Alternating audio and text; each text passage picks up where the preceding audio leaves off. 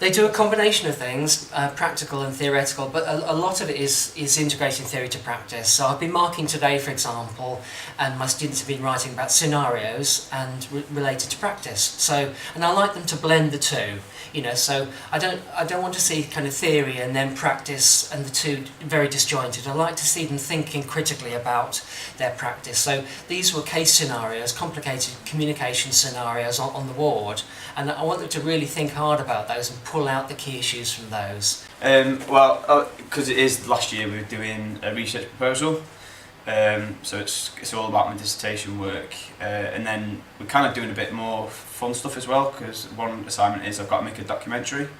So obviously I am doing a lot of reading, but then they're still able to incorporate creative modules. And the main things we do on specifically the nursing course is a lot of assignments and a lot of reflective writing. So when you're out on placement, you'll do more reflective writing because you have to reflect on your practices, using references and things like that. They do quite a bit of report writing, particularly the project report, and they write critical reviews, and also they have to write up practical reports.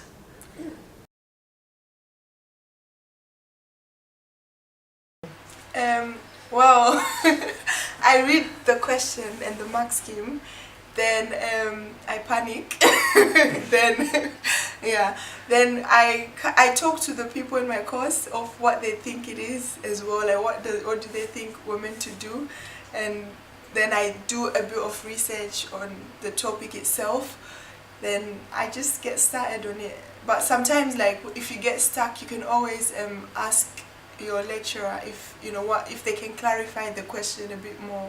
So that's how we go about. And also each time before we do an assignment, we have a session where we all come together. Then they tell us what we're expected of the assignment, and we ask them questions, and then they can clarify as well. I think it's important to understand what they're expecting from you when you actually do your written work. So you need to get used to some of the systems that we have here at Sheffield Hallam. So you will be given an assignment question, but you'll usually be given an assessment criteria with that. So our assessment criterias will give you an overview of what aspects they're expecting you to cover within that assignment, but it also gives you some indication of what grade might be associated depending on how you answer each of those aspects. So they can be a little bit tricky to look at first and understand your way through, but it's worth getting to grips with how they work because they'll help guide you in your assignments.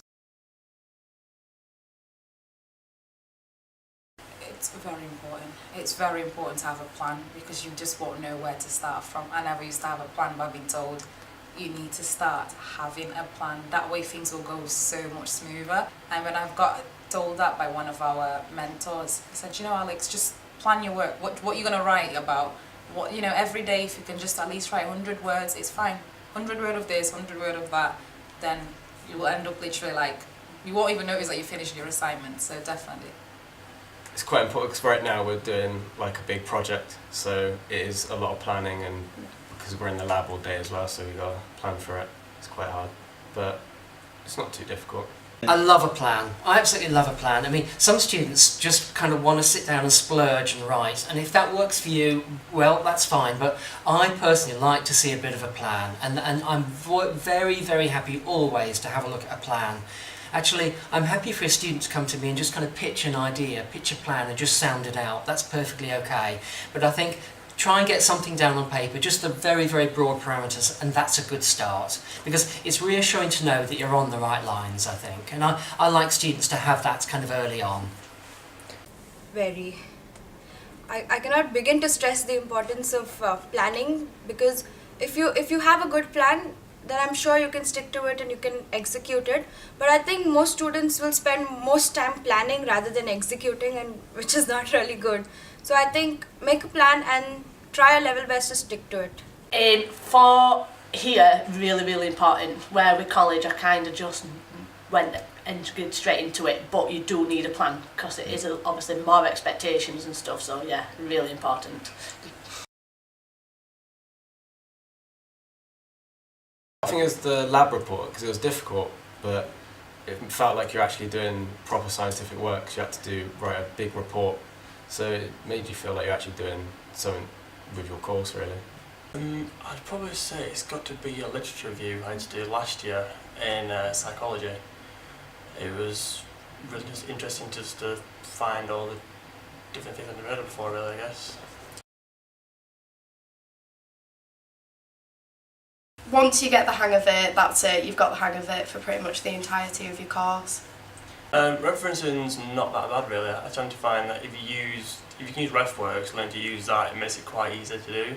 In terms of referencing, like assignments, it can be quite hard to find the stuff you need. There's a lot out there, so you need to really what's the word? You need to be very precise in what you're searching for, and to get rid of all the stuff you don't need. I think there's loads of applications or programs that you can use to help you, but also Hallam actually help you with the referencing. So just it's best to be. You can even, I think there's like courses you can go on just to help you, like an hour course that helps you how to do it. So no.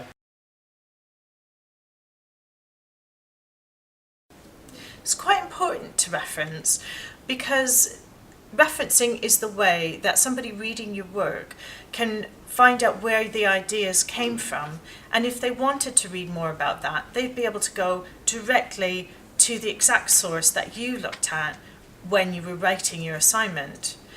And this means that the person reading your assignment can judge for themselves how reliable the information you used is, and it's also a great way when you're doing your assignments of being a bit of a detective, and when somebody writes about something that you're specifically interested in, you can go to the back, to the reference bibliography, and you can see exactly where they wrote about that, and you can go and find out a bit more about that topic yourself.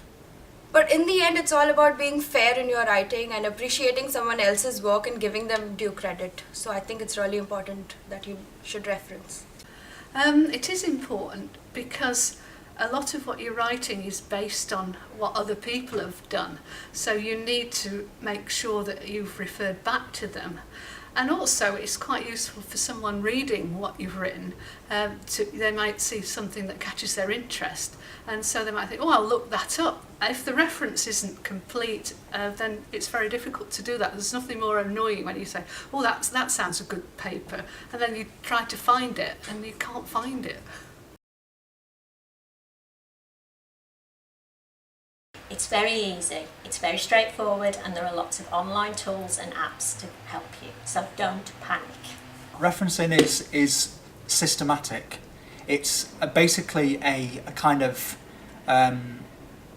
it's a step-by-step exercise. So if you include all the information in the right order, you've got your citation, then you've got your reference, and that's all there is to it. And then you just repeat however many times you need to for your assignment, and then it's done. And we've got lots of guidance as well. So the Library Gateway has a referencing guide link from there, which has got lots of tips on how to reference different sorts of information resource. So it shouldn't be worried about it at all. I think it's important to know where to get help with referencing. I think people interpret how to reference as knowing how to reference everything off the top of your head. What's more important is understanding why you're going to reference. Okay? Because you can always find out the mechanics of referencing. You can always ask at the help desk or get a leaflet. What's really key is to understand why we ask you to reference. Then the rest of it you can just check when you're doing it.